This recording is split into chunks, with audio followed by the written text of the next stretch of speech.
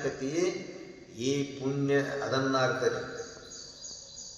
ಏನಕತಿ ಅಂತಂದ್ರೆ ಯೇಷಾಂ ತ್ವಂತಗತಂ ಪಾಪಂ ಈ ಜನ ಪುಣ್ಯಕರ್ಮಣ ಪುಣ್ಯ ಸುಧೋದು. ಎಷ್ಟು ಪುಣ್ಯ ಆಕೈತಿ ಅಂದ್ರೆ ಪರಮಾತ್ಮ ತನ್ನ ಕಡೆ ಜಕ್ಕೊಳ್ಳುವಷ್ಟು ಪುಣ್ಯವನ್ನು ನಾವು ಸಂಗ್ರಹ ಮಾಡಬೇಕಾಗ್ತೈತಿ. ಅವಾಗ ನೀ ಪ್ರಪಂಚನೇ ಮಾಡು, ಸನ್ಯಾಸಿರಿ ಆಗು, ಏನು ಅಭ್ಯಂತರ ಇಲ್ಲ. ಆದರೂ ಇಂಥ ನಿಷ್ಕಾಮ ಕರ್ಮ ಭಾವನೆ ನಮ್ಮ ಹೃದಯದಲ್ಲಿ ಶಾಶ್ವತವಾಗಿರಬೇಕು. ಈಶಾಂ ತ್ವಂತಗತಂ ಪಾಪಂ ಈ ಜನ ಪುಣ್ಯಕರ್ಮಣ. ಅದರಿಂದ ಏನಾಗೈತಿ ಅಂತಂದ್ರೆ ನಿಜಗುಣರ ಸಾಹಿತ್ಯನ ಹೇಳ್ತೈತೆ, ಹಿಂಗದಿ ನಿತ್ಯ ಕರ್ಮವ ಮಾಡಲು ತುಂಗ ಧರ್ಮ ವಿವರ್ಧನ. ಹಿಂಗದಿ ನಿತ್ಯ ಕರ್ಮವನ್ನು ಭಗವತ್ ಸಮರ್ಪಣೆ ಮಾಡ್ತಿದ್ರಂದ್ರೆ ಅದಕ್ಕೆ ಶ್ರೇಷ್ಠತೆ ಬರ್ತೈತಿ, ಕರ್ಮಕ್ಕೊಂದು ಪಾವಿತ್ರ್ಯತೆ ಬರ್ತೈತಿ. ತುಂಗ ಧರ್ಮ ವಿವರ್ಧನ ಮಂಗಳಮಯ ಧರ್ಮದಿಂ ದುಷ್ಕೃತಿ ಭಂಗವಂತ. ಅಂಥ ಕರ್ಮದಿಂದ ಎಷ್ಟು ಪಾಪಿಗಳದಿವಂದ್ರೂ ಅದನ್ನೆಲ್ಲ ನಷ್ಟ ಮಾಡಿಬಿಟ್ಟು ತುಂಗ ಧರ್ಮ ವಿವರ್ಧನ ಮಂಗಳಮಯ ಧರ್ಮದಿಂ ದುಷ್ಕೃತಿ ಭಂಗವಂತಾಗಿ. ಹಂಗೆ ಭಂಗ ಆತಂದ್ರೆ ಭಂಗವಂತಾಗಿ ಮೋಹಿಪ ಚಿತ್ತ ನಿರ್ಮಲ. ಆಗ ಚಿತ್ತ ಸ್ವಚ್ಛ ಫೋಟು ಕಾಣಾಕೈತಿ. ಮಹಾತ್ಮರಿಗೆ ಈ ಜಗತ್ತು ಹೆಂಗೈತಿ, ಯಾರು ಮಾಡ್ಯಾರೋ, ಏನೇನೈತಿ ಎಲ್ಲ ಕಾಣಾಕತೈತಿ. ನಮಗೆ ಯಾಕೆ ಕಾಣುವತ್ತು? ನಮ್ಮದೊಂದು ಕೌಟುಂಬಿಕವಾಗಿ ಕಾಣಾಕತೈತಿ, ಶಾರೀರಿಕವಾಗಿಯೇ ಕಾಣಾಕತೈತಿ. ಈ ಶರೀರ, ಈ ಕುಟುಂಬ, ಈ ಜಗತ್ತ, ಈ ಊರ, ಇದನ್ನೆಲ್ಲ ಅವ ಮಾಡ್ಯಾನ ಅನ್ನೋದು ಕಲ್ಪನಾಕ್ಕೆ ಯಾಕೆ ಬರುವತ್ತು ಅಂತಂದ್ರೆ ಸ್ವಚ್ಛ ಆಗಿರ್ ನೋಡಿ, ಬುದ್ಧಿ ಸ್ವಚ್ಛ ಆಗಿರುತ್ತೆ. ಅವ ಹೇಳ್ತಾನೆ ಎರಡನೇ ಇದ್ದೆ, ಯದಾತಿ ಮೋಹ ಕಲೀಲಂ ಬುದ್ಧಿರ್ವ್ಯತಿತರಿಷ್ಯತಿ ತದಾಗಂತಾಶಿ ನಿರ್ವೇದಂ ಶ್ರೋತವ್ಯಶ್ಯ ಶ್ರುತಶ್ಯ. ಯಾವಾಗ ನಿನ್ನ ಹೃದಯದಲ್ಲಿ ಬುದ್ಧಿಯಲ್ಲಿದ್ದಂಥ ಕಾಲುಷ್ಯನು ರಾಡಿ ಹಸನಾಕೈತಿ ನೋಡು, ಅವಾಗ ನಿನಗೊಂದು ಭಾವ ಬರ್ತೈತಿ. ಅವಾಗ ಬಂದಾಗ ಏನಾಕೈತಿ ಅಂತಂದ್ರೆ ಅವಾಗ ದೃಢವ್ರತ. ಅವಾಗ ಏನಾಕೈತಿ, ಈ ಮೋಹದಿಂದ ಬಿಡಿಸ್ಕೊಳಕ್ತೈತಿ. ಮೋಹದಿಂದ ಏನಾಕೈತಿ, ಈಶ ತ್ವಂತಗತಂ ಪಾಪಂ ಯೇ ಜನ ಪುಣ್ಯಕರ್ಮಣಂ ತೇ ದ್ವಂದ್ವ ಮೋಹ ವಿನಿರ್ಮುಕ್ತಂ. ಮೋಹ ಏನಾಗೈತಿ ಅಂತಂದ್ರೆ ಚಲುನೂ ಗೊತ್ತಿಲ್ಲ, ಕೆಟ್ಟು ಗೊತ್ತಿಲ್ಲ, ಒಟ್ಟಾರೆ ಅಂಟುಕೊಂಡು ಬಿಡೋದು. ಒಟ್ಟಾರೆ ಅಂಟುಕೊಂಡು ಭೃಂಗ ಕಟಿಗೆ ಕೊರಿತೈತಿ, ಅಂತೆಂತ ಅದು ಕಟಿಗೆ ಕೊರಿತೈತಿ. ಆದರೂ ಸೂರ್ಯ ಇನ್ನೂ ಅಸ್ತಂಗತ ಆಗುತ್ತಿರುವ ಒಂದು ತಾಜಿನ ಪೂರ್ವದಲ್ಲಿ ಕಮಲದ ಎಲೆ ಮೇಲೆ ಕುಂಡಿರ್ತೈತಿ, ಹೂವಿನ ಮೇಲೆ ಕುಂಡಿರ್ತೈತಿ. ಒಳಗೆ ಹೋಗಿ ಹೂವಿನ ಮಕರಂದವನ್ನು ಜಗ್ತೈತಿ, ಆಸ್ವಾದನೆ ಮಾಡ್ತೈತಿ. ಹಿಂಗೆ ಆಸ್ವಾದನೆ ಮಾಡ್ಕೋತ ಮಗ್ನಾದಾಗ ಸೂರ್ಯಾಸ್ತಂಗತ ಆದಂಗ ಕಮಲ್ ಮುಚ್ಚಲಾಕ ಚಾಲು ಮಾಡ್ತೈತಿ. ಕಮಲ್ ಮುಚ್ಚತೈತಿ ಅನ್ನೋದು ಪ್ರಜ್ಞಾನ ಇಲ್ಲ. ಮುಚ್ಚಿದ ಮೇಲತ್ತ ಎಂತಿಂತ ಕೊರಿತನ ನಾವು ಹೊರಗೆ ಬೇರ್ಬೇಕು ಅನ್ನೋ ಪ್ರಜ್ಞಾನ ಇಲ್ಲ. ಮುಚ್ಚಿತು ಪ್ರಾಣ ಪಟ್ಟಿತು ವಿನಃ ಹೊರಗೆ ಬರಬೇಕು. ಇದಕ್ಕೆ ಮೋಹ ಆದ. ನಾವು ನೀವು ಸಂಸಾರದೊಳಗೆ ನಮ್ಮ ಆಯುಷ್ಯನ್ನೆಲ್ಲ ಹಾಯಿ ಮಾಡಿಕೊಂಡಿವಿ ವಿನಃ ಅದರಿಂದ ಎದ್ದು ಹೊರಗೆ ಬರಲಿಲ್ಲ. ಮೋಹ ಏನಾಗೈತೆ ಅಂತಂದ್ರೆ ದ್ವಂದ್ವಾತ್ಮಕ ಮೋಹ.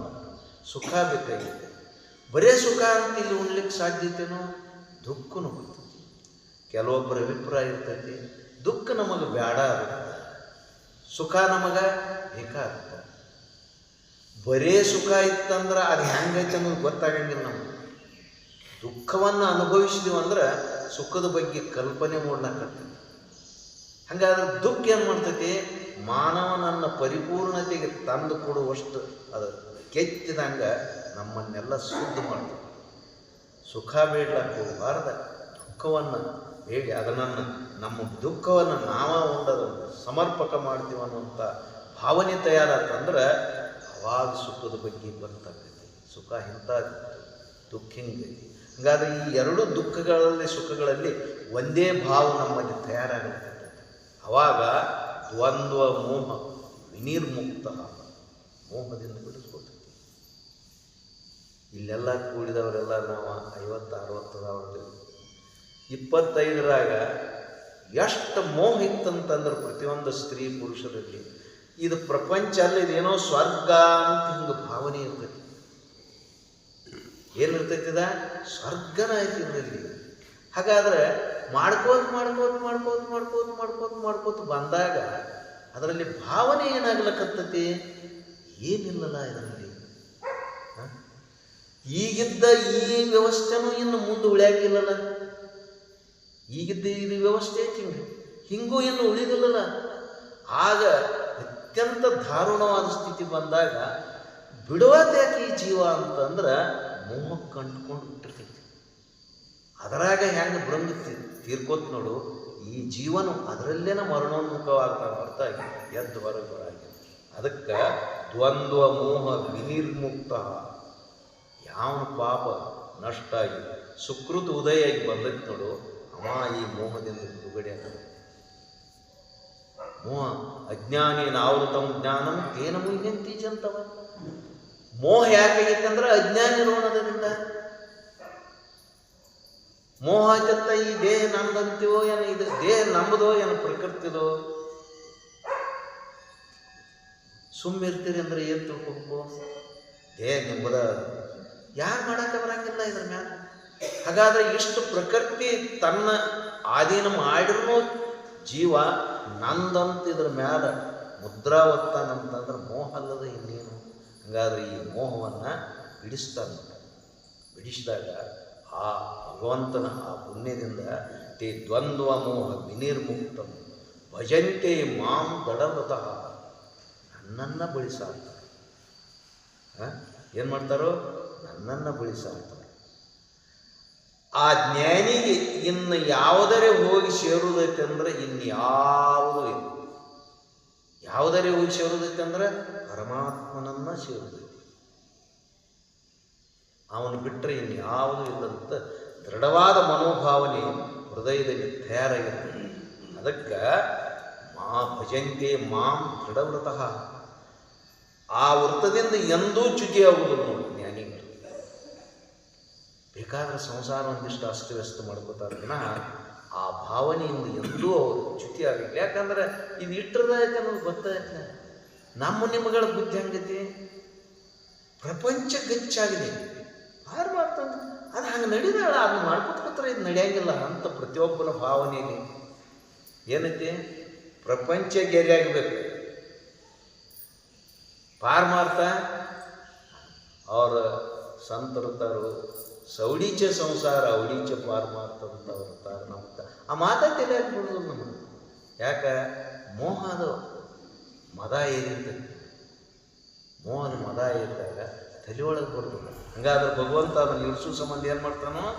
ಯೇಷಾಂ ತ್ವಂತಗತಂ ಪಾಪಂ ಯೇ ಜನಃ ಪುಣ್ಯಕರ್ಮಣಃ ತೇ ದ್ವಂದ್ವ ಮೋಹ ವಿನಿರ್ಮುಕ್ತಃ ಭಜಂತೆ ಮಾಂ ದೃಢವ್ರತಃ. ಇರಬೇಕಪ್ಪ, ಒಂದರೆ ವೃತ ನಮ್ಮಲ್ಲಿ ಇರಬೇಕು. ಏನು ನಮ್ಮದು ಬಿಡೇಶದು ವೃತ ಐತೆ, ಅದನ್ನು ಬಿಡಂಗೆ. ಅವು ಅಂಥ ವೃತ ತಗೊಂಡು ಏನು ಮಾಡೋದು? ಬಿಡೇಶದು ವೃತ ಇಟ್ಕೊಂಡದು, ಮಾಪೊಕ್ಕಳು ವೃತ ಇಟ್ಕೊಂಡದು. ಅವು ಎರಡೂ ಇರಲಿಲ್ಲ ಅಂದ್ರೆ ಚಾ ಕುಡಿ ವೃತ ಅನ್ಕ ಸರಳ ಎಲ್ಲರಲ್ಲಿ ಮನೆ ಮಾಡ್ಕೊಂಡು ಹೋಗ್ತೈತಿ. ಯಾಕೆ ಹಾಲು ಕುಡಿ ವೃತ ಯಾಕೆ ಇಟ್ಕೋಬಾರ್ದು? ನಾವು ಧಕ್ಕಾಗಿಲ್ಲ, ಎಲ್ಲ ಧಕ್ತಾವ. ಹಾಗಾದ್ರೆ ಇದೊಂದು ನಮ್ಮ ಭಾವನೆಯಲ್ಲಿ ಮೌಢ್ಯತೆ ಅಂತ. ಅದಕ್ಕೆ ದೃಢಾವೃತ ಇರಬೇಕು. ಹಂಗಾದ್ರೆ ನಾ ಎಲ್ಲರಿಗೂ ಕಾಣಕತ್ತಾನೆ. ಯಾವ ಹಿಂಗೆ ಮಾಡ್ಯಾನ ನೋಡು ಅವನಿಗೆ ನಾನು ಸಾಕ್ಷಾತ್ಕಾರ ಆಗ್ತದೆ. ಇರಲೇ ಇಲ್ಲ ಅಂತಂದ್ರೆ ಅದು ಹೆಂಗೆ ಮುಚ್ಚಿದ್ದೈತಿ ನೋಡು, ಹಂಗೆ ಮುಚ್ಚಿದ್ದ ಇರ್ತೈತಿ, ಮುಚ್ಚಿದ್ದಿರ್ತೈತಿ. ಅದಕ್ಕೆ ಜರಾಮರಣ ಮೋಕ್ಷಾಯ ಮಮಾಸತ್ಯ ಯತಂತಿ ಯೇ ತೇ ತದ್ವಿದು ಬ್ರಹ್ಮ ಕೃಷ್ಣ ಮಧ್ಯಾತ್ಮ ಕರ್ಮ ಚಾಕಿಲ. ಹೇಳ್ತಾನೋ ಜರಾಮರಣ ಮೋಕ್ಷ ಇಟ್ಟು ಅನ್ಬೇಕಾದ್ರೆ ಇದ್ರ ಹಿನ್ನೆಲೆ ಇರ್ತೈತೆ. ಬರೇ ಮುಪ್ಪ ಸಾವುದ ಎರಡು ಅದಾವನು. ಅದರ ಹಿನ್ನೆಲೆ ಅಸ್ಥಿತೇತಿ ಜಾಯತೇತಿ ವಿವರ್ಧತೇತಿ ಪರಿಣಮತೇತಿ ಆಯ್ತ ಅಪಕ್ಷೇತಿ. ಅದಕ್ಕೆ ಜರೇತ ಆಯ್ತ ಅದ್ರ ಮ್ಯಾಲತ್ತ ವಿನಶ್ಯತೆ ಅನ್ನೋದು ಮರಣ ಹೋಗಿಬಿಡ್ತದೆ. ಹಂಗಾದ್ರೆ ಇವು ನಾಲ್ಕ ಹಿಂದೆ ಇರ್ತಾವ. ಎರಡನ್ನ ಯಾಕೆ ಹೇಳಿದ್ವು ಅಂತಂದ್ರೆ ಇವು ನಾಲ್ಕು ಭಾಳ ಅಟ್ಟಾನ ತ್ರಾಸ ಕೊಡೋದು. ಒಂದಿಷ್ಟು ಹೆಚ್ಚಾಕಡಿಮೆ ಆಕೈತಿ. ಆದರೆ ಈ ಜರೆ ಅನ್ನೋದು ಏನೈತಿ ನೋಡು, ಅತ್ಯಂತ ದಾರುಣವಾದ. ಪ್ರತಿಯೊಂದು ಶರೀರಕ್ಕೆ ಈ ಜರೆ ಹೇಳ್ತೀರಲಾರಷ್ಟು ಅಸಹ್ಯವಾದಂಥ ಬದುಕನ್ನು ನಡೆಸ್ತದೆ. ನಾವು ಒಂದಿಷ್ಟು ಸಮಾಜದೊಳಗೆ ಕಣ್ಣು ತೆರೆದು ನೋಡ್ರಿ, ಏನಪ್ಪ ಭಗವಂತ ಆ ಶರೀರನ ಕಣ್ಣು ಮುಚ್ಚರ ಚಲೋ ಅಂತ ನಾವು ಅತೀವು.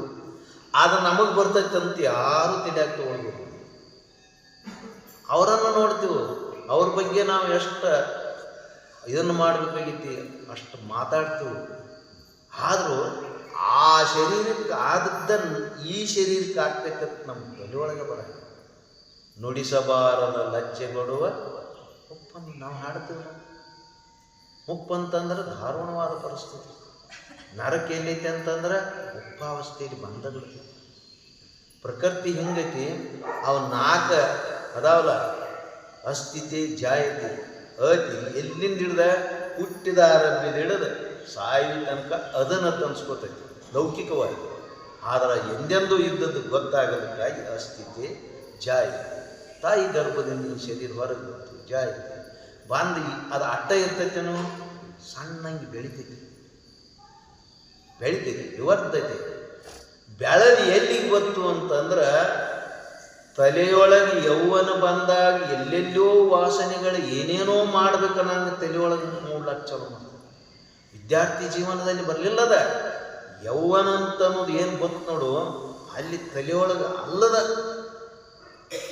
ಅಲ್ಲೊಮ್ಮೆ ಜೀವನದ ಶೈಲಿ ತಿರ್ಕೊಂಡಂಥ ಈ ತಿರುಗಿ ಸಿಟ್ಟ ಕೊನೆಗೆ ಅದರಲ್ಲೇ ಹೋಗಬೇಕಾದಂಥ ಒಂದು ನಮ್ಮ ಬದುಕಾಗಿ ದುರಿತ ಕುಲ ಬಂದು ಎನಿಸುವ ಯೌವನ ಅಲ್ಲಿಗೆ ಹಂಗೆ ಬಂದುಬಿಡ.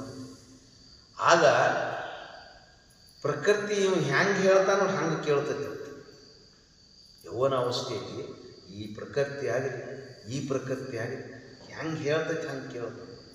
ಮುಂದೆ ಜರೆ ಬತ್ತು ಆ ಪ್ರಕೃತಿ ತನ್ನ ವಶ ಮಾಡ್ಕೊಂಡ್ಬಿಡ್ತೈತಿ.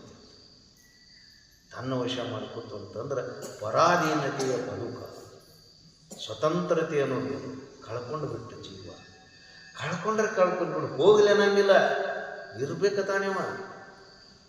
ಹಿಂಗ ಇನ್ನೊಂದು 10-20 ವರ್ಷ ಆತ್ ಬಿಡು, ಒಂದು 20 ವರ್ಷ ಮುಂದೆ ಕೇಳ್ರಿ ಅನ್ನತಾನೋ, ನೀವ್ಯಾರು ಅನ್ನಂಗಿಲ್ಲ. ನಮ್ಮ ಕಡೆ ಈ ಮಂದಿ ಭಾಳ ಹಂಗೆ ಸಾಯ್ತು. ನಾನು ಹಂಗೆ ಇಲ್ಲ, ಇನ್ನೊಂದು 4 ವರ್ಷ, ಇನ್ನೊಂದು 4 ಹೋಗ್ತೇವೆ ನಾವು. ಇದು ಹೋಗಂಗೆ ಕಾಣಂಗಿಲ್ಲ. ಜೋರ್ಲಿ ಚೆಂಡಿನ ಮೇಲೆ ಕೈ ಕೊಟ್ಟು ತೊಗೊಂಡು ಹೋಗ್ತಾರೋ. ವಾಡಿಕೆ ಮಾತಾಡ್ತೀವಿ, ಅವ್ನು ತೀರ್ಕೊಂಡ, ಅವ ಎಂದರೆ ತೀರ್ಕೊಂಡನು, ಎಂದರೆ ಹೋಗ್ಕನಂದಾನು. ಮತ್ತು ಹೆಂಗೆ ಹೋದವ ಮುಗಿಸಿ ತಗೊಂಡು ಹೋಗ್ತೈತಿ ಪ್ರಕೃತಿ. ಹಂಗಾದ್ರೆ ಇವ ಜರೆ ಒಳಗೆ ಹಿಂಗೆ ತಗೊಂಡು ಹೋಗ್ತೈತಿ ಅನ್ನೋದನ್ನು ಪರಮಾತ್ಮ ಜ್ಞಾಪಿಸಿಕೊಟ್ಟಂತಂದ್ರೆ ಅವನನ್ನ ಬಳಿಸಾರ್ಬೇಕಾಗ್ತೈತಿ. ಇದ್ರನ್ನ ಬಿಡಿಸ್ಕೋಬೇಕಾಗಲ್ಲ. ಇನ್ನೂ ಬಂದು ಹತ್ತಿಲ್ಲ ನಮ್ಗೆ. ಈಗ ತುದಿ ಒಂದಿಷ್ಟು ಮುಂಚಿತವಾಗಿ ನಮಗೆ ಬಂದಿತ್ತು, ಸೂಚನಾತ್ಮಕವಾಗಿ. ಪೂರ್ಣ ಅದರೊಳಗೆ ಜರೆ ಒಳಗೆ ಆಳಾಗಿ ಹೊಕ್ಕಿವು ಅಂತಂದ್ರೆ ಇನ್ಯಾರು ಇದಕ್ಕಿದ್ದಾರೆ? ಯಾರಿಗಾಗಿ ಈ ಶರೀರ ಸಂತಾಪ ಮಾಡಿರ್ತೈತಿ ನೋಡು, ಅವರ ಇಲ್ಲೇ ಸ್ವಾರ್ಥ ಭಾವನೆಗೆ ಅಂಟ್ಕೊಂಡು ತಾತ್ಸಾರ ಮಾಡಕ್ಕೈತಾರೆ. ಹೆಚ್ಚು ಚಿಂತೆ ಹಚ್ಕೋತೈತಿ ಜೀವ. ಹಂಗಾದ್ರೆ ಪರಮಾತ್ಮ ಭಗವದ್ಗೀತೆ ಹೇಳಿದ್ದು ಏನು ಮಾಡ್ತಾನಂದ್ರೆ, ಯಾಕೆ ಚಿಂತೆ ಹಚ್ಕೋತಿ? ಅದು ಇದ್ದದ್ದ ಹಿಂಗೈತೆ ಅದ್ರ ಸ್ವಭಾವ. ಜರೆ ಇರುದ ಹುಟ್ಟೈತೆ ಅಂತಂದ್ರೆ ಈ ಷಡ್ಭಾವ ವಿಕಾರಗಳು ಇರ್ತಾವಂತಂದ್ರೆ ಜರೆ ಒಳಗೆ ಭಗವತ್ ಚಿಂತನೆ ಮಾಡೋದೊಂದು ಭಾವನೆ ಕಲ್ಕೋಬೇಕಾಕೈತಿ ನಾವು. ವ್ಯಾಸ ಪತಂಜಲಿ ದರ್ಶನಕ್ಕೆ ವ್ಯಾಸ ಬರೆಯುವಾಗ, ಭಾಷೆ ಬರೆಯುವಾಗ ತಾನು ಶರೀರ ಬೇಡಾದಾಗ ಜೀವನಿಗೆ ಅತಿ ಅತಿ ಅತಿ ಮುಪ್ಪಾವಸ್ಥೆ ಬಂದಾಗ ಹೋಗ್ಲೇನೋ ಭಾವನೆನೂ ಬರ್ತೈತಂತೆ. ಹೋಗಂಗಿಲ್ಲ. ಯಾವುದೋ ಒಂದು ಸುಕೃತಾತಿಶಯ ಮಾಡಿದ್ದಕ್ಕೆ ಬಂದ ಅದಕ್ಕೆ ಗಂಟು ಬಿತ್ತಂತಂದ್ರೆ ಶರೀರ ಬಿಡ್ತಾನೆ ಜೀವ. ಎಂದರೆ ಅಲ್ಲಿವರೆಗೆ ಬಿಡಾಡಿಲ್ಲ. ಹಾಗಾದ್ರೆ ಈಗ ಪುಣ್ಯವನ್ನು ಮಾಡಬೇಕಾಗ್ತದೆ. ಅದಕ್ಕೆ ಏನು ಜರೆ ಆದ್ಮೇಲತ್ತ ಮರಣ ಅಂದ್ರೆ ಏನ್ರಿ? ತಟ್ಟನಾಗ ಹೋಗತ್ತೇನ ಅದೇನ ಎಲ್ಲ ಇಂದ್ರಿಯಗಳ ತಮ್ಮ ಇದನ್ನು ತಕ್ಕೋಬೇಕಾತಂದ್ರೆ ಶರೀರ ಮರಣ ವೇದನೆಯನ್ನು ಅನುಭವಿಸ್ಬೇಕಾಕತ್ತಿದ. ಹೊರಗದಿವು ಏನು ಅನಿಸ್ವತ್ತ, ಮರಣಕ್ಕೆ ಸನ್ನದ್ಧಾದ ವ್ಯಕ್ತಿ ಇಷ್ಟೊಂದು ದುಃಖ ಪಡ್ತಿರ್ತಾನೋ ಏನು ಹೇಳೋದು. ಅದು ಯಾವ ಡಾಕ್ಟರ್ಗೂ ಅದನ್ನು ಮಾಡೋಕ್ಕೆ ಮುಗಿಯೋದಿಲ್ಲ, ಯಾವ ಅದಕ್ಕೆ ಔಷಧ ಇಲ್ಲ. ಮರಣಕ್ಕೆ ಯಾರ್ದು ಔಷಧ? ಹಂಗಾದ್ರೆ ಹೋಗ್ತಾನೋ ಹೋಗ್ಬೇಕಂತಂದ್ರೆ ಇನ್ನೂ ಕೆಲವೊಂದು ಕಾರ್ಯಗಳಿರ್ತಾವೋ ಅರ್ಧಕ್ಕಿಟ್ಟ ಹೋಗ್ಬೇಕಾಕತಿ ಜೀವ. ಹಾಗದಕ್ಕಾದ್ರೆ ಈ ಮರಣ ಏನಾಗೈತೆ ಅಂತಂದ್ರೆ ಈ ಜರೆ ಮರಣ ವಿಮೋಕ್ಷಾಯ, ಈ ಜರೆ ಮರಣನ ಬಿಡಿಸ್ಕೋಬೇಕು. ಇವು ಎರಡು ದಾರುಣವಾದ್ದು ಅದಾವು. ಅದಕ್ಕೆ ಅದನ್ನು ಹೇಳೋದು ಬಿಟ್ಟು ಭಗವಂತ ಏನು ಮಾಡಿದ್ರು, ಕೊನೆಯು ಅಡ್ಡ ಹೇಳಿದ್ರು ಜರೆ ನೋಡ್ಬೇಕು. ವಯ್ಯಾದಾಗ ಅವನ ಮುಖ ನೋಡ್ರಿ ಅಷ್ಟು ತುಂಬಿದ ಚಂದ್ರನಾಗಿರ್ತಾನೆ. ಜರೆ ಬಂದು ಹೋಗಿತ್ತು ಅಂತಂದ್ರೆ ಹೇಳ್ರಿ, ಅದರಾಗ ಜರೆ ಒಳಗೆ ಕೊನೆ ಜರೆ ಬಂದು ಹೊತ್ತಿತ್ತು ಅಂತಂದ್ರೆ ಯಾಕೋ ಅಜ್ಜ ಒಂದಿಟ ನಮ್ಮ ದೇವಿನ ಗತಿ ಕಾಣದೆ ಏನು ಮಾಡ್ತಾನೆ, ಕಣ್ಣೆಲ್ಲ ಗುದ್ದಾಗ್ಯಾವು, ಬಾಯೆಲ್ಲ ಅಲ್ಬಿದ್ದು ಒಳಗೆ ಹೋಗೈತಿ, ಎಲುವ ತೊಗಲಾಟ ಉಳ್ದೈತಿ, ನೋಡಿದ್ರಿಗೆ ಓಡಂಗಾಗತ್ತೈತಿ. ಇಷ್ಟೊಂದು ಧಾರಣ ಸ್ಥಿತಿ ಐತಿ ಅಂದ್ರೆ ಜರೆ ಮರಣ ಮೋಕ್ಷಾಯ ಮಮಾಶ್ರಿತ್ಯ ಯತಂತಿ. ಇವುಗಳಿಂದ ಬಿಡುಗಡೆ ಆಗಬೇಕಾದ್ರೆ ನನ್ನನ್ನ ಬಳಿಸಾರ ಇವತ್ತರಿಂದ ಕಡೆಯಾಕ ಮಾಡಿ. ಈ ಜರೆಯನ್ನು ಬಿಡಿಸ್ಕೊಳಕ್ಕೆ ನಾವು ಏನೇ ಡಾಕ್ಟರ್ ತಿನ್ನೋದು ಹೋಗ್ತೀವಿ ಅಂತಂದ್ರೆ ಯಾವ ಡಾಕ್ಟರ್ ಇದನ್ನು ತಿರುಗಿ ಸುದ್ದ ಯೌವನಕ್ಕೆ ತಂದು ಬಿಡ್ತಾನ, ಡಾಕ್ಟರ್ ತಂದು ಬಿಡ್ತಾನ. ಡಾಕ್ಟರ್ ತರಾವನು ಅವನು ಅದರಾಗ ಅದಾನ. ಹಂಗಾದ್ರೆ ಏನು ಮಾಡೋದು? ತಾತ್ಕಾಲಿಕ ಉಪಚಾರದವು ಪರಿಹಾರ ಪೂರ್ಣವಾಗಿ ಆಗಬೇಕಾದ್ರೆ ಭಗವಂತನಿಗೆ ಶರಣ ಹೊಂದಬೇಕು. ಜರೆ ಮರಣ ವಿಮೋಕ್ಷಾಯ ಮಮಾಶ್ರಿತ್ಯ ಯತಂತಿ.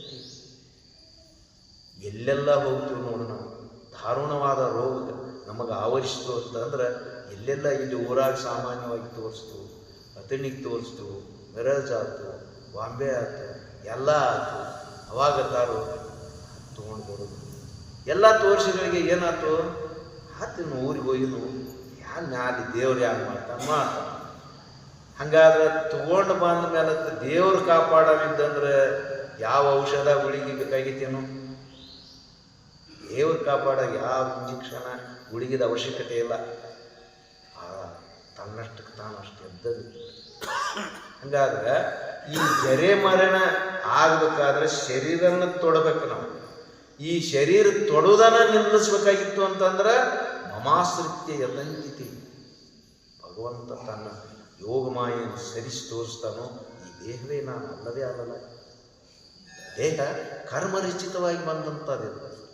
ಕರ್ಮ ಮಾಡಿದ್ರು ಮಾಡಿದ್ದಕ್ಕಾಗಿ ಕೊಡಬೇಕಾಕತಿ ಶರೀರನ.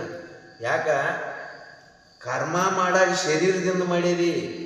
ಕರ್ಮದ ಫಲ ಆದಂಥ ಪುಣ್ಯ ಪಾಪಗಳು ಅವುಗಳ ಫಲ ಆದಂಥ ಸುಖ ದುಃಖಗಳನ್ನು ಉಣಾಕ ಬಂದವ್ರಿಗೆ ಹೊರತಾಗಿ ಮೂರನೇದು ಏನೂ ಮಾಡಕ್ಕೆ ಬರಂಗಿಲ್ಲ.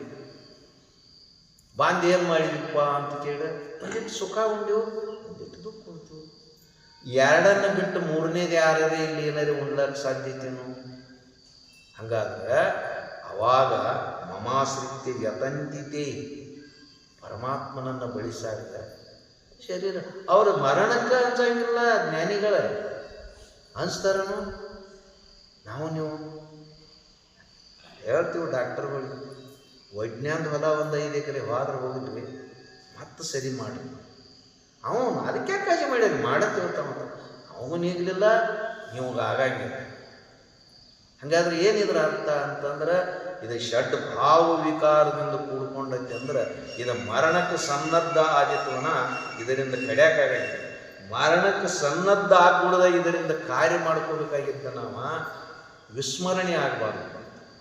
ಮುಪ್ಪು ಬಂದು ಬಿತ್ತು ಅಂತಂದ್ರೆ ವಿಸ್ಮರಣೆ ಆಗಬಾರ್ದು.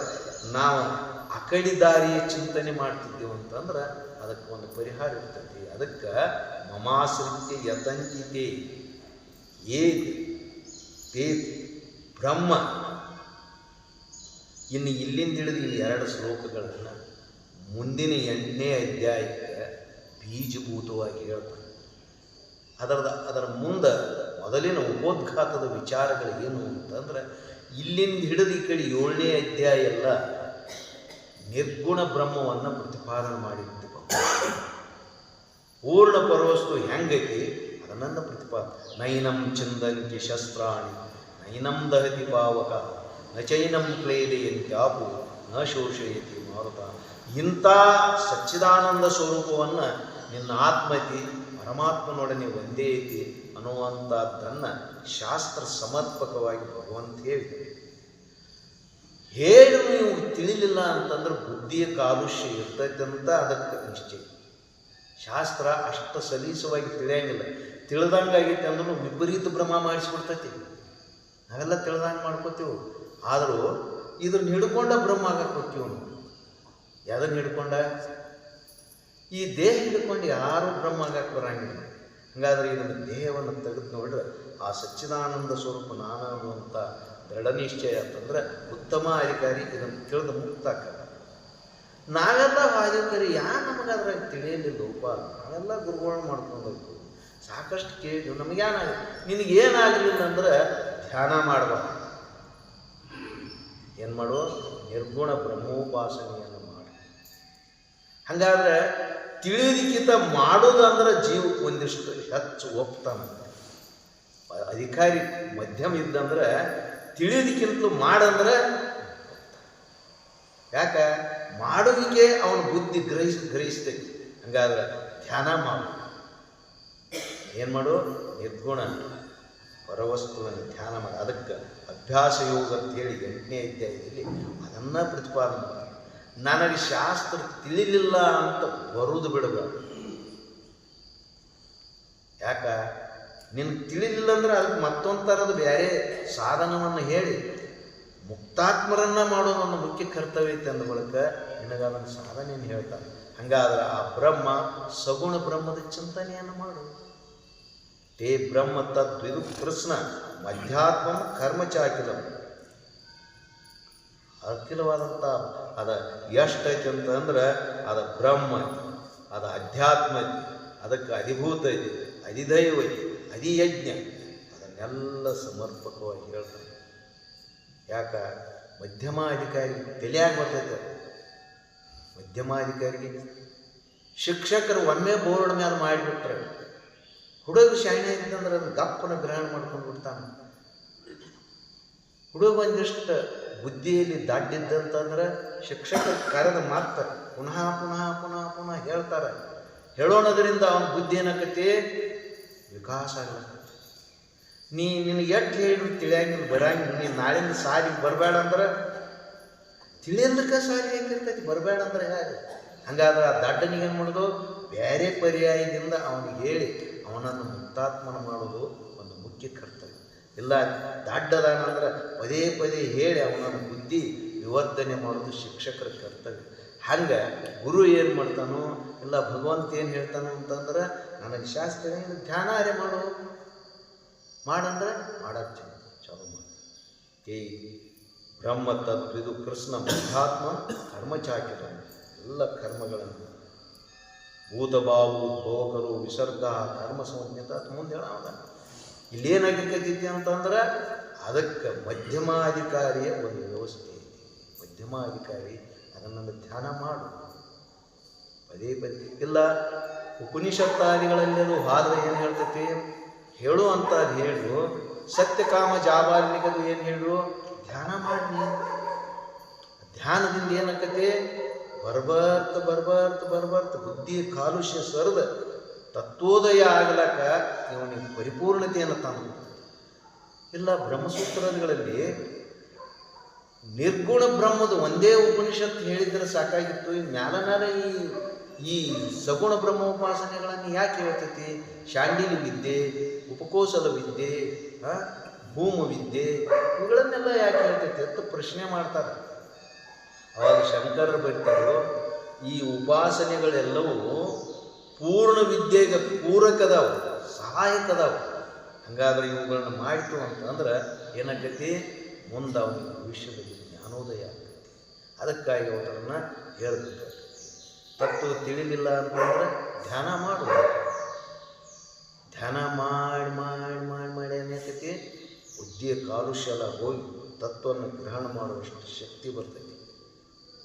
ಅವಾಗ ಏನಾಕೈತಿ ಅಂತಂದ್ರೆ ಸಾಧಿಭೂತಾದಿ ದೈವಂ ಸಾಧಿಯಜ್ಞಂ ಚೇವಿದು ಪ್ರಯಾಣ ಕಾಲೇಪಿ ತೇ ವಿದುರ್ಯುಕ್ತ ಚೇತಸಃ. ಅದು ಹಿಂಗತಿ ಧ್ಯಾನ ಮಾಡೋದು ಮರಣದ ಹೊತ್ತಿನಾಗ ಬರಂಗಿಲ್ಲ. ನಾವು ಈಗ ಸ್ವಚ್ಛಂದವಾಗಿದ್ದಾಗ ಧ್ಯಾನ ಮಾಡಂತಂದ್ರೆ ಸ್ವಚ್ಛವಾಗಿ ಧ್ಯಾನ ಮಾಡ್ತೀವಿ, ಕೂಡ್ತೀವಿ, ಭಗವಂತನಲ್ಲಿ ಮನಸ್ಸನ್ನು ತಲ್ಲೀನ ಮಾಡ್ತೀವಿ. ಅಭ್ಯಾಸ ತೀವ್ರಗತಿಯಿಂದಿದ್ರೂ ಮರಣದ ಹೊತ್ತಿಗೆ ಅದು ಬತ್ತು ಜೀವಕ್ಕೆ ಒಳ್ಳೆಯದ. ಬರಲಿಲ್ಲ ಅಂತಂದ್ರೆ ನಿಷ್ಫಲ ಆಗಿರ್ತೈತಿ. ಹಂಗಾದ್ರೆ ಚಟುವಟಿಕೆಯನ್ನು ತೀವ್ರಗತಿಯಿಂದ ನಾವು ಮುಂದುವರಿಸ್ಬೇಕಾಗ್ತೈತಿ. ಯಾಕ? ಪ್ರಯಾಣ ಕಾಲದಲ್ಲಿ ಪ್ರಯಾಣ ಅಂತಂದ್ರೆ ಈಗ ಬಂದದೀವು, ಇನ್ನು ಈ ಶರೀರ ಬಿಟ್ಟು ಇನ್ನೇನು ಹೋಗೋದಕ್ಕೆ ನಮಗೇನು ಇದು ಪ್ರಯಾಣ ಬೇಡ ಅಂದ್ರೆ ಯಾರು ಕೇಳೋರಿಗೆ? ನಮಗೇನು ಬೇಡಪ್ಪ, ನಾವು ಇಲ್ಲೇ ಇರ್ತಾ ಇರ್ತೀವಿ. ಈಗ ಇರ್ಬೋದು ನಾವು, ನಮಗೇನು ಇನ್ಯಾರು ಕಾಶಿ ಬೇಡ ಬೇಡ ಇಲ್ಲೇ ಇರ್ತೀವಿ. ಅದು ಹಂಗಿಲ್ಲದ. ಇಲ್ಲಿ ಬಂದೈತಿ ಅಂತಂದ್ರೆ ಹೋಗುವಾಗ ಪ್ರಯಾಣ ಕಾಲೇಚೆ ಮಾಂ ವಿದುರ್ಯುಕ್ತ ಚೇತಸಃ. ಒಳ್ಳೆ ಬುದ್ಧಿಯವರ ನನ್ನನ್ನು ನೆನಪಿಸ್ಕೊಂಡಿರ್ತಾರೆ. ಸಮಾಜದಲ್ಲಿ ನೋಡ್ತೀರಿ ನಾವು, ಪುಣ್ಯವಂತರಿದ್ರು ಅಂದ್ರೆ ಶಿವ ಎನ್ಮ ಅಂದ ಪ್ರಾಣ ಎಷ್ಟು ಪುಣ್ಯವಂತರಿರ್ಬೋದು. ಅದು ಬರಂಗಿಲ್ಲ, ಹೋಗುವ ಹೊತ್ತಿಗೆ ಬರಂಗಿಲ್ಲ. ನಾನೇನಾದ್ರು ಒಂದು 10-20 ಇವ್ರನ್ನ ವಿಚಾರ ಮಾಡಿ ಮರಣ ಸನ್ನಿಧಿದೊಳಗೆ ಹೋಗಿ ನೋಡಿದಾಗ ಕಳಿಗೆಟ್ಟು ತಿನ್ನ ಶಿವ ಎನ್ಮ ಅಂತಿದ್ರೆ ಅದ್ರ ಹೋಗಾಗ ಭಾಳ ತ್ರಾಸಾಗತ್ತೆ. ಇವನ್ನ ಸೈರಿಸ್ಕೊಂಡು ಆ ಭಾವ ಬರೋದು ಜಡ ಆಗಿ ಪ್ರಯಾಣ ಕಾಲ ಬಿಡೋದೈತ್ಲೇ ಇಲ್ಲ. ಮತ್ತು ಇಲ್ಲೇ ಇರ್ತೀವೋ ಅಂತಂದ್ರೆ ಶರೀರದಿಂದ ಇರ್ಲಾಕ ಸಾಧ್ಯ ಹೋಗಲೇಬೇಕು. ಹಂಗಾಗಿ ಏನು ಮಾಡಬೇಕು? ಪ್ರಯಾಣ ಕಾಲಿ ಮರಣ ಇದರಲ್ಲಿ ಅಂಥೇಳಿ ನಿಜಗುಣರ ಸಾಹಿತ್ಯ ನಮಗೆ ಅದನ್ನೆಲ್ಲ ಒಂದು ಪೊಂಡಿಷನ್ ಹಾಕಿಕೊಟ್ಟೈತಿ. ಕಾಯವಿಡಿದ ಆತ್ಮರಾಶಿಗೆ ಭರತರ ಮುಕ್ತಿ ಉಪಾಯವಿದು ನಿಜ ಶಿವ ಮಂತ್ರವನ್ನು ಚಿಂತನೆ ಮಾಡಿದರು. ಅವರಿವರೆಂಬುದೇನೋ ಶಿವ. ಹಾಗೆಲ್ಲ ಪುಣ್ಯವಂತರಿಗೆ ಆಗೋದಪ್ಪ, ನಮಗೆ ಆಗು ಮಾತಲ್ಲ. ಇಟ್ಟ ಯಾಕೆ ಬಂದಾರೆ ಅಂದ್ರೆ ಈ ಅದಾರು ಅದೆಲ್ಲ ಅವ್ರಿಗೆ ಕೆಲಸ. ಈಗೆಲ್ಲ ಸಂಸಾರದೊಳಗೆ ನಮಗೆ ಮತ್ತು ನಾವೆಲ್ಲ ಮಾಡತ್ತು ಅದನ್ನು ಹಿಡ್ಯಾಣ ಮನಸ್ಸು ನಮಗೊಂದು ಬೇರೆ ಬೇರೆ ಅನಿಸ್ತೈತೆ. ಅದಕ್ಕೆ ನಾವು ಮಾಡಕ್ಕೆ ಹಿಂಗೆ ಗಚ್ಚಿ ಹೇಳ್ತಾರೋ. ಕೆಲವೊಬ್ರು ಹೇಳ್ತಾರೋ, ನಾ ಮಾಡೋದೆಲ್ಲ ಮಾಡಿ ನೀ ಯಾರು ನನಗೆ ಶಿಕ್ಷೆ ಕೊಡ್ಬೇಕೈತಿ ನೋಡ, ಪಟ್ಟು ಬಿಡೋದು ಪಟ್ಟ ಅಂತ ಹಿಂಗೂ ಅದಾರು ತೈದೆ ದೊಡ್ಡ ಮಾಡಿರ್ಬೇಕು. ಅವ್ರ ದೇವರ ನಿಂಚ್ಕೊಂಡಿರ್ತಾರೋ. ಆವ ಬಲ ಬಿಡಿದ ಕೀಳ ದುರಿತವನೇ ಮಾಸದು ಸೂರ್ಯದೆ ಮಾಡೋಣ. ಹಂಗಾದ್ರೆ ನಾವು ನೀವುಗಳ ಗೀತೆ ಚಿಂತನೆ ಯಾಕೆ ಮಾಡ್ಬೇಕಾಗಿತ್ತು ಅಂತಂದ್ರೆ ಈಗಿಂದಿರ್ತ ಸಜ್ಜು ಮಾಡ್ಬೇಕು. ನಾವು ಹೊಳ್ಯಾಗ ಕುಳಿತು ಕುಸ್ತಿ ನಿಮಿಷ ಅಂತಂದ್ರೆ ಅಲ್ಲೇ ಬೈಟೇಕಿ ಹೊಡೆದ, ಅಲ್ಲೇ ಹಾಲು ಕುಡ್ದ, ಅಲ್ಲೇ ಕುಸ್ತಿ ಒಗಿತಾನಂದ್ರೆ ಒಯ್ಯೋಗಲ್ಲ ಹೇಳ್ತಾರೆ. ಒಂದ ಟಾಂಗ್ ಹೊಡೆದ್ರೆ ಹಂಗಾದ್ರೆ ಒಗಿಬೇಕಾದ್ರೆ ಇಲ್ಲಿ ಮೊದಲು ಕಾಲಿನ ಮನೆಯಾಗ ಬೈಟೇಕಿ ಮಾಡಕ್ಕೆ. ಹಂಗಾದ್ರೆ ಈಗ ನಮಗೆ ಈಗ ಶರೀರ ಸ್ವಸ್ಥತೆ ಅಂದ್ರೆ ಭಗವತ್ ಚಿಂತನೆ ಅವಿರತವಾಗಿ ಮಾಡಲೇಬೇಕು ನಾವು. ಅದರಿಂದ ಏನಕ್ಕತೆ? ಪ್ರಯಾಣ ಕಾಲದಲ್ಲಿ ಮರಣ ಸನ್ನಿಧಿಯಲ್ಲಿ ಬರ್ತೈತಿ. ಅವರಿವರೆಂಬುದೇನೋ ಶಿವ ಭುವನದ ಮಾನವರಿದ ಒಮ್ಮೆ ತಾವಾಗಲಿ ಮೋಸದೊಳೊಮ್ಮೆ. ನಮಗೆ ಪ್ರಾಪಂಚಿಕ ಜೀವನದಲ್ಲಿ ಮರಣ ಮೋಸತಿ ಇಂದ ಬರ್ತದಂತ ಹೇಳಂಗಿಲ್ಲ. ಯಾರೇ ಹೇಳಿ ಸಾಯ್ಲಕ್ಕೆ ಸಾಧ್ಯ? ಎಲ್ಲೋ ಒಬ್ಬರು ಕ್ವಚಿತ್ತ ಪುಣ್ಯಾತ್ಮರು ಹೇಳ್ಬೋದು. 100ಕ್ಕೆ 99% ಜನ ನಾವೇನು ಮಾಡ್ತೀವೋ ಮೈಮಾರ್ತ ಕೊಟ್ಟು ಬಿಡ್ತೀವೋ, ಮರಣ ಅಂದ ಬಿಟ್ಟು ಬಿಡ್ತೀವಿ. ಮೋಸ ಆಗಿರ್ಬೇಕು. ಅವ್ರ ಕುಟುಂಬದ ಸದಸ್ಯರು ಮೋಸ ಆಗೋದಾದ್ರೆ ಸ್ವಭಾವತೆ. ಹಂಗಾದ್ರೆ ಆ ಹೊತ್ತಿಗೆ ಬರಬೇಕಲ್ಲ. ಮೋಸದೊಳೊಮ್ಮೆ ಶಿವಮಂತ್ರ ವಿಧಾನುಸೂರಿ. ಅವಾಗ ಸಕ್ರದುಚ್ಚಾರ ಮಾತ್ರೇನ ಪಂಚಾಕ್ಷರ ಮಹಾಮನು ಸರ್ವೇಷಾಮಪಿ ಜಂತೂನಾಂ ಸರ್ವಪಾಪಂ ಕ್ಷಯೋ ಭವೇತ್ ಎಂತೆನಲಾಗಿ ಶ್ರುತಿಯನಲ ಹವಣಿಸಬಾರದ ಕಲುಷವಳಿದು ರಾಜಿಸುತ್ತಿರ್ಪರು. ಎಷ್ಟು ಸಮೀಕರಣದಿಂದ ಹೇಳ್ಯಾರ. ನಿನಗೆ ಶಾಸ್ತ್ರ ತಿಳಿಲಿಲ್ಲ ಅಂದ್ರೆ ತಿಳಿದಿಂದ ಏನಾದರೂ ಉಪಯೋಗ ಇಲ್ಲ. ನೀನ ಪರಮಾತ್ಮಗೆ ಮತ್ತ್ಯಾಕೆ ಚಿಂತನೆ ಮಾಡೋದು? ಅದಕ್ಕೆ ನನಗಿನ್ನೂ ತಿಳಿದಿಲ್ಲ ಅಂತಂದ್ರೆ ಚಿಂತನೆ ಮಾಡಿ. ಸಕ್ರದ ಉಚ್ಚಾರ ಮಾತ್ರ ಒಮ್ಮೆ ಮೋಸದಾಗ ಬತ್ತು ಅಂತಂದ್ರೆ ಪಂಚಾಕ್ಷರ ಧಾಮ. ಎಷ್ಟೋ ಜೀವಿಗಳನ್ನು ಹರಿಬ್ರಹ್ಮಾದಿಗಳ ಸೃಷ್ಟಿ ಮಾಡು ಪಾಲನೆ ಮಾಡುವಷ್ಟು ತಾಕತ್ತೆ ಅದರಿಂದ ಪಡ್ಕೊಂಡ್ರಂದ್ರೆ ಇದರಿಂದನೇ ಪಡ್ಕೊಂಡಾರ. ಬ್ರಹ್ಮಾದಿ ದೇವಾನಾಂಚ ಜಗತ್ ಸೃಷ್ಟ್ಯಾದಿ ಕರ್ಮಣಿ ಸಾಮರ್ಥ್ಯ ಮಂತ್ರೇನ ಅನೇನ ಸಾಮರ್ಥ್ಯ ಉಪಜಾಯಿತ. ಹಾಗಾದ್ರೆ ನಮಗೇನಾಗಿದೆ? ಹಂಗಾದ್ರೆ ಪ್ರಯಾಣ ನಾವೆಲ್ಲ ಸನ್ನದ್ಧರಾಗಿದ್ದೀವಿ. 50-60 ಆತಂದ್ರೆ ಆ ಕಡೆ ತಿಳ್ಕೊಳ್ಳೋದು ನಾವು. ಯಾಕಡೆ ಮತ್ತು ಈ ಕಡೆ ತಿಳ್ಕೊಂಡು ಕೂತೀವಿ ಅಂದ್ರೆ ಯಾವಾಗ ಹೆಂಗೆ ಯಾರು ನೋಡಿ ಹೇಳಪ್ಪ. ಭಾಳ ಮಂದಿ ಈ ಕಡೆ ತಿಳ್ಕೊತಾರೆ. ಹಾಗಾದ್ರೆ ಆ ಕಡೆ ಇದೀವಿ ಅಂತಂದ್ರೆ ಅದನ್ನು ನಾವು ಪ್ರಯಾಣಕಾಲೀಚ ಮಾಮೇವ ವಿದುರ್ಯುಕ್ತ ಚೇತಸ. ಆ ಬುದ್ಧಿವಂತ ಅದನ್ನು ಒಂದಿಷ್ಟು ವಿಸ್ಮರಣೆ ಮಾಡ್ಬೋದು. ವಿವೇಕಿರ್ತಾನೆ. ಇದರಿಂದ ಎಂದೂ ಚ್ಯುತಿಯಾಗ ಶರೀರ ಬಿಡುವ ಅಂದ ಹೋಗಿ ಮುಂದೆ ಮರಣಾನಂತರದಲ್ಲಿ ಅವನಿಗೆ ಭಗವಂತ ಒಂದು ಒಳ್ಳೆಯ ವ್ಯವಸ್ಥೆನ ಇಟ್ಟಿರ್ತಾನೆ. ಅದಕ್ಕಾಗಿ ಸಗುಣ ಪರಮಾತ್ಮನ ಚಿಂತನೆ ನಾವು ಅವಶ್ಯವಾಗಿ ಮಾಡಲೇಬೇಕು. ಮಾಡೋಣದರಿಂದ ಏನಕ್ಕತಿ? ಈಶ್ವರಂದ ಏನಕ್ಕತಿ? ಈಶ್ವರಾನುಗ್ರಹಾದೇವ ಪುಂಸ ದ್ವೈತ ವಾಸನ. ಮೈತ್ರಾಯಣಿ ಉಪನಿಷತ್ತೆಲ್ಲ ಆಗಲಿ, ಅವಧೂತ ಗೀತೆಯಾಗಲಿ, ಕೆಲವೊಂದು ಇದಾಗ್ತಾವೆ. ಎಲ್ಲ ಕಂಡ ಹರ್ಷ ಮಿಶ್ರಾಚಾರ್ಯ ಬರೋದನ್ನು ಏನು ಹೇಳ್ತಾರೋ, ಒಂದು ಜೀವ ಇವತ್ತು ಮುಕ್ತಾತ್ಮ ಆಗ್ತಾನಂತಂದ್ರೆ ಸಗುಣ ಪರಮಾತ್ಮನ ಚಿಂತನೆ. ಸಗುಣ ಪರಮಾತ್ಮನ ಚಿಂತನೆ ಬೇಕಲ್ಲ. ಚಿಂತನೆ ಇಲ್ಲ, ಏನಾಗಲಿಕ್ಕೆ ಸಾಧ್ಯತೆ? ಅದನ್ನು ಮಾಡ್ಬೇಕಂತೀವಿ. ಒಬ್ಬ ಸಂಸಾರದೊಳಗೆ ಎಲ್ಲ ಶಾಸ್ತ್ರ. ಅದಕ್ಕೆ ಉದಾಸೀನತೆಯನ್ನು ನಮ್ಮ ಮನುಷ್ಯನೊಳಗೆ ಹೋಗಿತ್ತು ಅಂತಂದ್ರೆ ನಾವೇನೂ ಸಾಧಿಸಲಾಕ ಸಾಧ್ಯ. ಹಂಗಾದ್ರೆ ಅದರ ಬಗ್ಗೆ ನಿಗಾ ವಹಿಸಿ ಪ್ರಪಂಚನೂ ನಡೆಸೋದಕ್ಕೆ ಪರಮಾತ್ಮನ ಚಿಂತನೆ. ಅಂತ ಕಾಲದೊಳಗೆ ಗೊತ್ತು ಅಂತಂದ್ರೆ ಎಲ್ಲೋ ಮುಂದೆ ಕೂತಿರ್ತಾರೆ ನಮ್ಮ ಕುಟುಂಬದ ಸದಸ್ಯರು, ತಾಯಿ, ಮಕ್ಕಳು, ಹೆಂಡತಿ, ಯಾರೂ ಏನು ಮಾಡ್ಲಿಕ್ಕೆ ಬರಲಾರಂಥ ಅವಸ್ಥೆ. ಕೂತಾರು, ಅಳುದಷ್ಟು ಮಾಡ್ತಾರೋ. ಆದರೆ ಜೀವಿಯ ಉದ್ಧಾರ ಏನಾರೇ ಐತೆನೋ? ಹಾಗಾದ್ರೆ ನಮ್ಮ ಉದ್ಧಾರ ನಾವ ಮಾಡ್ಕೋಬೇಕು. ಉದ್ಧರೇದ ಆತ್ಮಾನಾತ್ಮನ ನಾಮ ಅವಸಾದ. ನಮ್ಮ ಉದ್ಧಾರ ನಾವ ಮಾಡ್ಕೋಬೇಕಾಗಿತ್ತು ಅಂದ್ರೆ ಭಗವತ್ ಚಿಂತನೆ ಸಚ್ಚಾಗಿ ಏಳು ತನಕ ಮಾಡಲೇಬೇಕು.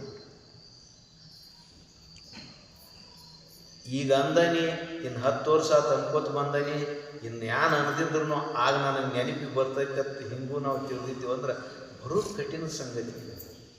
ಬರಂಗಿಲ್ಲ. ಯಾಕಂದ್ರೆ ಮರಣ ವೇದನೆ ಅನ್ನೋದು ಪ್ರಬಲವಾಗಿತ್ತು ಅಂತಂದ್ರೆ ಈ ಜೀವ ಅದನ್ನು ಸ್ಮರಣಕ್ಕೆ ತರೋದಿಲ್ಲ. ಅದರದ ವೇದನೆಯನ್ನು ತಡ್ಕೊಳ್ಳೋದೇ ಹೆಚ್ಚಾಗ್ಲಕ್ಕತ್ತೈತಿ. ಹಾಗಾದ್ರೆ ಆ ಮರಣ ವೇದನೆಯನ್ನು ಮೀರಿ ನಾವು ಆ ಚಿಂತನೆಯನ್ನು ನಾವು ಜೋಡಣೆ ಮಾಡಿದೆವು ಅಂದ್ರೆ ಸಗುಣ ಪರಮಾತ್ಮ ಇದಕ್ಕೊಂದು ದಾರಿ ಇರ್ತದೆ. ಎಷ್ಟು ಪುಣ್ಯವಂತರ ನಾವು, ಎಷ್ಟು ರೊಕ್ಕದವ್ರ ಇದ್ರೆ ಏನು ಮಾಡೋದು? ಹೋಗಾಗೈತಿ ನಮ್ಮದ ನಿಮ್ಮದ ಎಲ್ಲ ತಿರ್ಗಡೆ. ಈಗಿಲ್ಲ, ಹೋಗಾಗೈತೆ. ಅದ್ರ ಯಾನ ಎಷ್ಟು ಪುಣ್ಯ ಮಾಡಿದ ಹೋಗಾಗ ದೇವ್ರು ಒಂದು ಈಟರೇ ನೋಡ್ಬೇಕಲ್ಲ. ಯಾರು ನೋಡ್ತಾನೆ? ಹೋಗಾಗೈತೆ ಅದ್ರ ಫಲಿತಾಂಶ. ಹಂಗಾದ್ರೆ ನಾ ಪುಣ್ಯವಂತ ಅಂತೇಳಿ ಉದಾಸೀನ ಮಾಡಬಾರ್ದು. ನಾ ಅಂದನೆ ಅಂತೇಳಿ ಉದಾಸೀನ ಮಾಡಬಾರ್ದು. ಅದನ್ನು ಶರೀರ ಬಿಡುವರಿಗೆ ಅದನ್ನು ಎಡೆಬಿಡದೆ ಮಾಡಿದ್ದಂತಂದ್ರೆ ಪ್ರಯಾಣಕಾಲೀಚ ಮಾಮೇ. ಇದನ್ನು ಮಾಡಿದಂತಂದ್ರೆ ವಿದುರ್ಯುಕ್ತ ಚೇತಸ. ಅವನು ಯಾವಾಗೂ ತಿಳಿಯಿರ್ತಾನೆ. ಸಗುಣ ಪರಮಾತ್ಮ ಏನು ಮಾಡ್ತಾನೆ? ಅದನ್ನು ಹೇಳ್ತಾನಲ್ಲ ಮುಂದೆ 8ನೇ ಅಧ್ಯಾಯ. ಎಂ ವಾಪಿ ಸ್ಮರನ್ ಭಾವಿ ತ್ಯಜಂತ್ಯಂತ್ಯ ಕಲಿಯುವರು ತಮೇವೈತಿ ಕೌಂತೆ ಸದಾ ತದ್ಭಾವ ಭಾವಿತ. ಸಾವು ಹೊತ್ನ್ಯಾಗ ಈಗ ನಿಮಗೆ ಹೇಳ್ತೀನಿ, ನೀನು ಸಂಸಾರ ಮಾಡಿದ್ದೀವಿ, ಇಂಜಾಕ್ ಮಾಡ್ತೀನಿ ಅಂದ್ರೆ ವಾಸನೆಗಳ ಪ್ರಬಲದಾವ.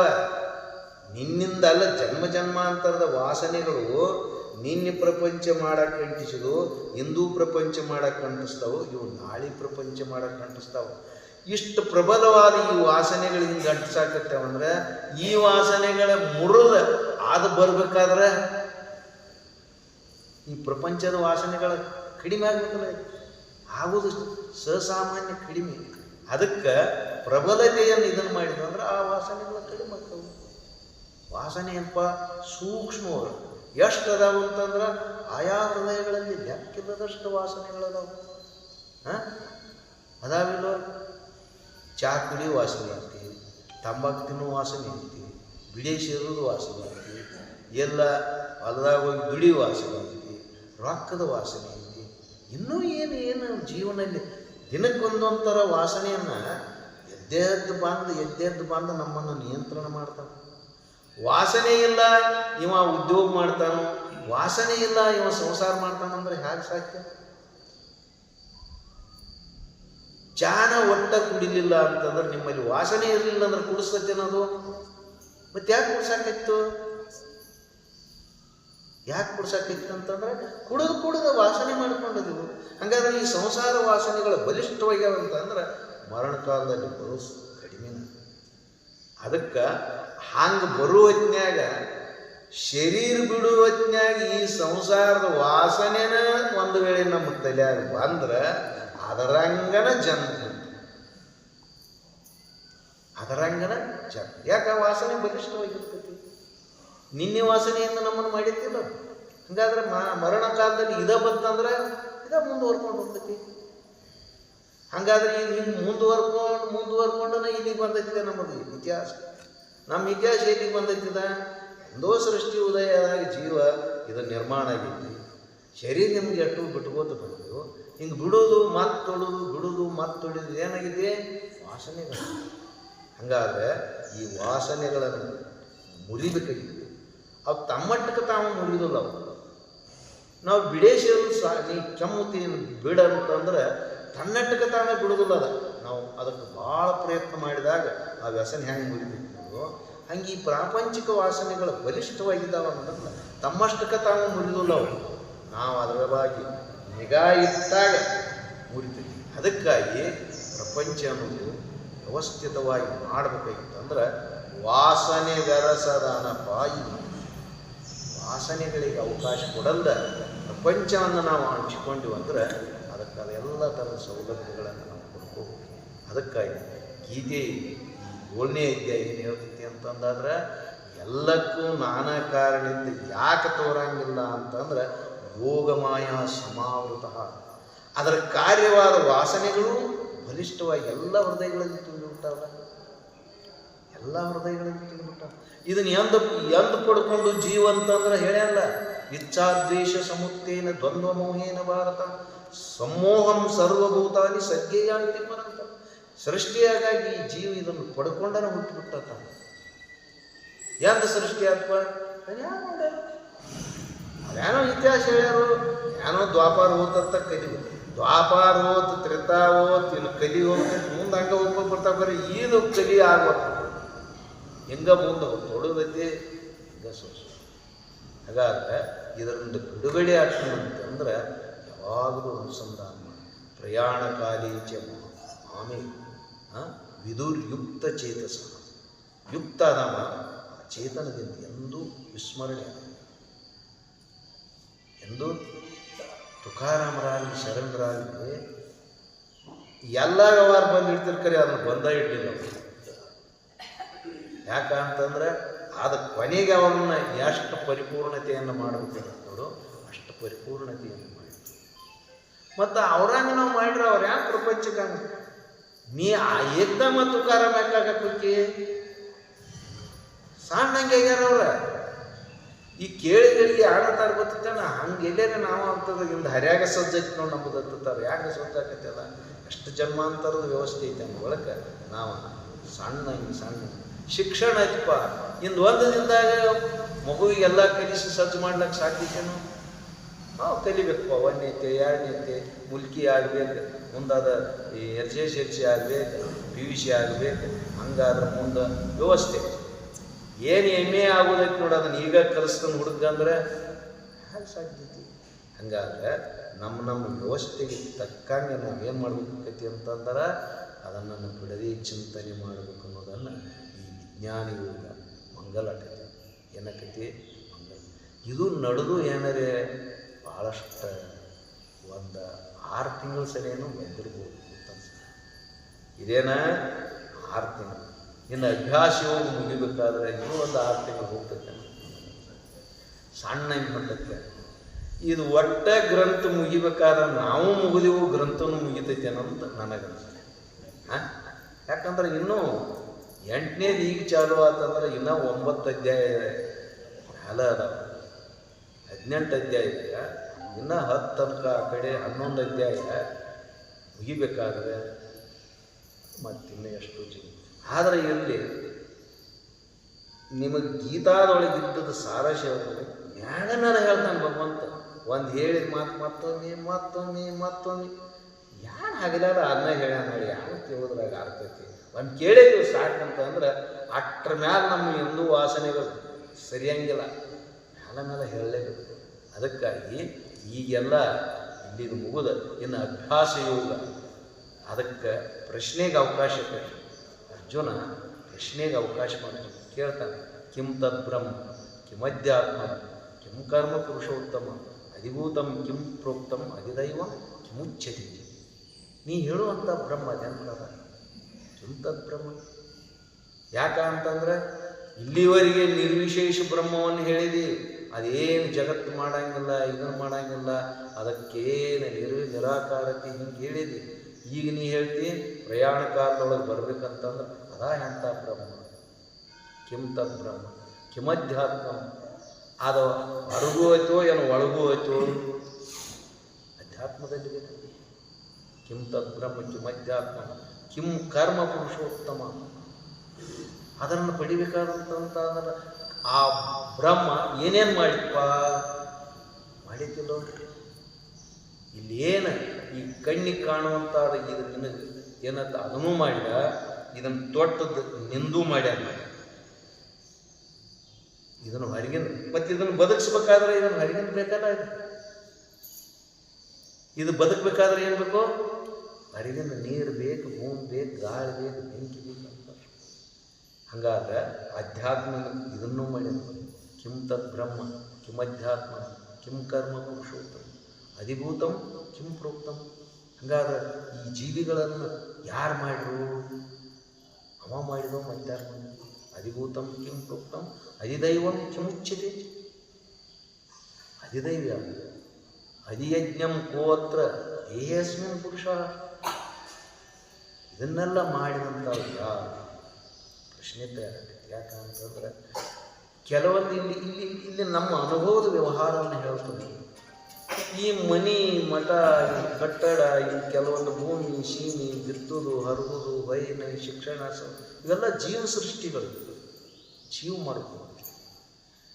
ಜೀವ ಸೃಷ್ಟಿ ಹೆಚ್ಚು ಕಡಿಮೆ ಆಕೈತಿ. ಈಶ ಸೃಷ್ಟಿ ಒಂದೇ ಥರನ. ಭೂಮಿ ಹೆಂಗೈತಿ ಹಂಗೆ, ನೀರು ಹೆಂಗೈತಿ ಹಂಗೆ, ಬೆಂಕಿ ಅದೇ ಹೆಂಗೈತಿ ಹಂಗೈತಿ. ಹಂಗಾದ್ರೆ ಗಾಳಿ ಅದು ಹೆಂಗೈತಿ ಹಂಗೈತಿ. ಹಂಗಾದ್ರೆ ಆಕಾಶ ಹೆಂಗೈತಿ.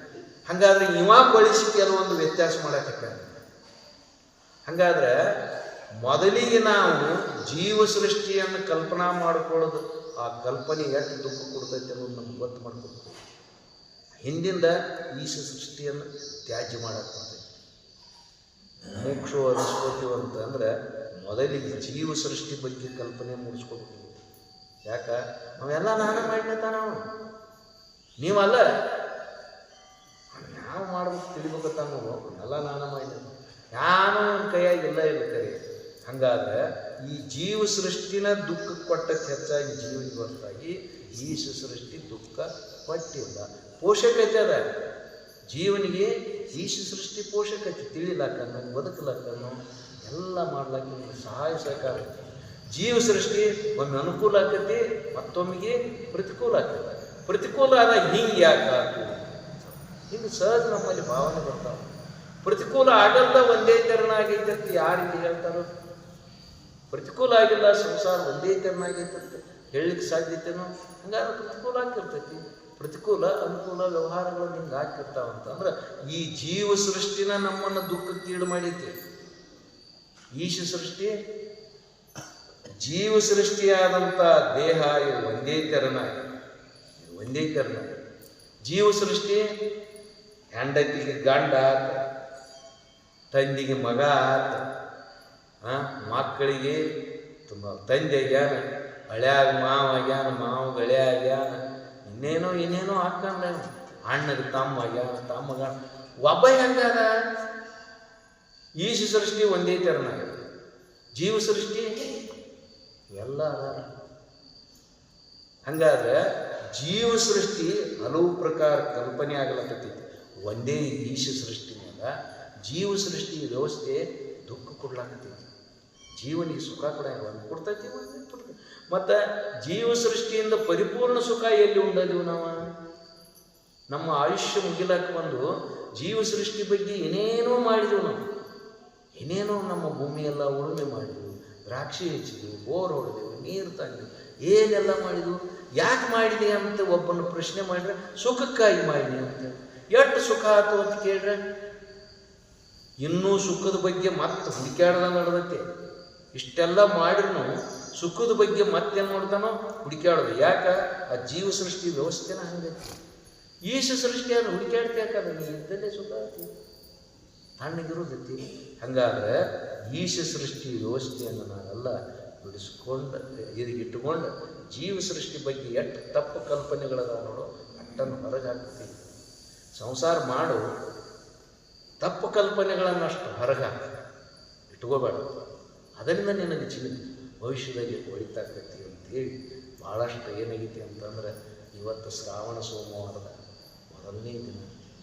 ಅದಕ್ಕೆ ನಾವೆಲ್ಲ ಇಲ್ಲಿ ಈ ಜ್ಞಾನ ಯಜ್ಞದಲ್ಲಿ ಪಾಲ್ಗೊಂಡಿದ್ದೀವಿ ಅಂತಂದ್ರೆ ಭಗವಂತ 5ನೇ ಅಧ್ಯಾಯದಲ್ಲಿ ಹೇಳ್ತಾನೆ, ಶ್ರೇಯಾನ್ ದ್ರವ್ಯಮಯಾದ್ಯಜ್ಞ ಜ್ಞಾನಯಜ್ಞ ಪರಂತಪ ಸರ್ವಕರ್ಮಾಖಿಲಂ ಪಾತ್ರ ಜ್ಞಾನಿ ಪರಿಸಮಾಪ್ತಿ.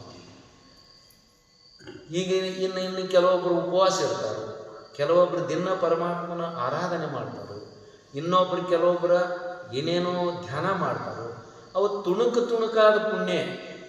ಜ್ಞಾನ ಯಜ್ಞ ಏನಾಗಿದೆ ಅದಕ್ಕೆಲ್ಲಕ್ಕಿಂತಲೂ ಹೆಚ್ಚಿಂದತಂತಂದ್ರೆ ಹೆಚ್ಚಿಂದ ಮಾಡ್ಲಾಕ ನಾವು ಎಲ್ಲೇ ಸನ್ನದ್ಧರಾಗಿದ್ವು ಅಂದ್ರೆ ಅದು ಕೊಟ್ಟಿಗೆ ಪೂರ ಅಂತ ನಾವೆಲ್ಲ ತಿಳ್ಕೊಬೇಕಾಗ. ಯಾಕಂತಂದ್ರೆ ನಾನಿಲ್ಲಿ ಬರ್ಲಾಕೈತಿ ಏನೋ ಭಾಳ ಒಂದು 8-10 ವರ್ಷ ಆಗಿರ್ಬೋದು. ತಾತ್ವಿಕ ವಿಚಾರವನ್ನು ಮಾಡೋದು ಬಿಟ್ಟು ಮತ್ತೇನು ಮಾಡಿದ್ದೀವಿ. ಅದಕ್ಕಾಗಿ ಜ್ಞಾನ ಯಜ್ಞ ಇದೆಂಥ ಯಜ್ಞ? ಜ್ಞಾನ ಯಜ್ಞ. ಇದರಲ್ಲಿ ಸರ್ವಕರ್ಮ ಅಖಿಲಂಪ ಎಲ್ಲ ಕರ್ಮಗಳ ಫಲ ಬಂದಿದ್ರಲ್ಲಿ ಹಡಕಕ್ಕವಂದ್ರೆ ನಾವು ಆ ಹೊಳಿಗೆ ಹೋಗಿ ಸ್ನಾನ ಮಾಡಿ ಈ ಹೊಳಿಗೆ ಹೋಗಿ ಸ್ನಾನ ಮಾಡಿ ಹೊಳಿ ಎಲ್ಲ ಮುಗಿಸ್ಕೊಂಡು ಎಲ್ಲ ಪುಣ್ಯ ಕಟ್ಕೊಳ್ಳೋದು ನಾವು ಐತಿ. ಹೆಂಗೆ ಮಾಡೋದು? ಹೊಳಿಯಾಗ ಸ್ನಾನನೂ ಆಗಿರ್ಬೇಕು, ಎಲ್ಲಾರ್ದು ಎಲ್ಲ ಬಂದಿರ್ಬೇಕಾದ್ರೆ ಸಮುದ್ರದಾಗ ಹೋಗಿ ಮಾಡಿಬಿಡ್ಲ ಎಲ್ಲ ಹೊಳಿ ಬಂದಿರ್ಬೇಕು. ಹಂಗಾದ್ರೆ ಜ್ಞಾನದೊಳಗೆ ಸರ್ವಕರ್ಮ ಅಖಿಲಂ ಪಾರ್ಥ ಜ್ಞಾನಿ ಪರಿಸಮ ಹಂಗೆ ಹೇಳ್ಯಾರು. ಅದನ್ನು ನಾವೆಲ್ಲರೂ ಅಚ್ಚುಕಟ್ಟಾಗಿ ಮಾಡಿದ್ವಿ. 1 ತಿಂಗಳು ಪರ್ಯಂತರವಾಗಿ ಎಷ್ಟು ಈ ಊರಿಂದ ಎಷ್ಟು ಪುಣ್ಯ ಐತೆ ಅಂದ್ರೆ ಪರಿಣಿಸಲಿಕ್ಕೆ ಅಸರಳವಾದ ಪುಣ್ಯ. ಯಾಕೆ? ತಾತ್ವಿಕ ವಿಚಾರ ಅಲ್ಲೆಲ್ಲಿ ಮೈಗೋಗಿ ನಿಂತೈತಿ, ಪವಿತ್ರತೆಯನ್ನು ತಂದೈತಿ. ಅಂಥದ್ರಲ್ಲಿ ನಾವು ಈ ತತ್ವ ಜಿಜ್ಞಾಸೆಯನ್ನು 1 ತಿಂಗಳದ್ದು ಮತ್ತು ನಮಗೆ ಈ ತಾಯಂದಿರನ್ನು ನೋಡೋಣ ಭಾಳ ಸಂತೋಷ. ಈ ಕಟ್ಟಿ ಕಂಪ್ನಿಯನ್ನು ನೋಡು, ಲೋಡ್ ಸ್ಪೀಕರ್ ಹೆಚ್ಚಾಗಿ ಅದು ಭಾಳ ಚಲೋ ಮಾಡಿರಿ. ನಾ ಅದಕ್ಕಾಗಿ ಬರ್ಬೋದು, ಅಲ್ಲೇ ಮನ್ಯಾಗ ಕೂತು ಕೇಳ್ತೀನಿ, ನೋಡಿ ಕೇಳ್ತೈತೆ ಹಿಂಗೆ ಗೊತ್ತಾರ ಮಂದಿ ಅವ್ರು. ಕಟ್ಟಿ ಕಂಪ್ನಿ ಇದೆ ಎಲ್ಲಿ ಹಾದಲ್ಲಿ ತಾಯಂದಿರ ಕಂಪ್ನಿನ ಹೆಚ್ಚೈತಿ. ಪುರುಷ ಸಮಾಜ ಜಾಗೃತ ಆಗಬೇಕಾಗಿತ್ತು. ಪುರುಷ ಸಮಾಜ ಜಾಗೃತ ಆಗಬೇಕು. ಎಲ್ಲೋ ತಿಂದ, ಎಲ್ಲೋ ಕುಡ್ದ, ಎಲ್ಲೋ ಬಿದ್ದ ಕುಟುಂಬದ ವಿನಾಶದ ಹಂಚಿಕೊಳ್ಳೋಕೆ ಮುಖ್ಯ ಕಾರಣ ಯಾರಂದ್ರೆ ಈ ಪುರುಷ ಸಮಾಜ. ಈ ಪುರುಷ ಸಮಾಜ ತಿದ್ದುಪಡಿ ಆಯ್ತು ಅಂತಂದ್ರೆ ಏನ್ರಿ ನಮ್ಮ ಮನೆ ನಮ್ಮ ಮೂರ ಸ್ವರ್ಗ ಆಗೋದ್ರಲ್ಲಿ 2 ಮಾತಿಲ್ಲ. ಅದಕ್ಕೆ ನಾವೆಲ್ಲ ಪುರುಷರು ಹಂಚ್ಕೊಂಡಿದ್ದೀವಿ ಅಂತಂದ್ರೆ ವ್ಯಸನಗಳಿಂದ ದೂರ ಆಗಿ ತಾತ್ವಿಕ ಚಿಂತನೆ ಮಾಡ್ಲಾಕ ನಮಗೆಲ್ಲ ಸಿದ್ಧಾರೂಢರು, ಬಸವಾರೂಢರು, ಸಿದ್ದೇಶ್ವರರು ನಮಗೆಲ್ಲ ಕರುಣೆ ಮಾಡಿ ಅಂತೇಳಿ ನಮ್ಮ ವ್ಯಾಖ್ಯಾನವನ್ನು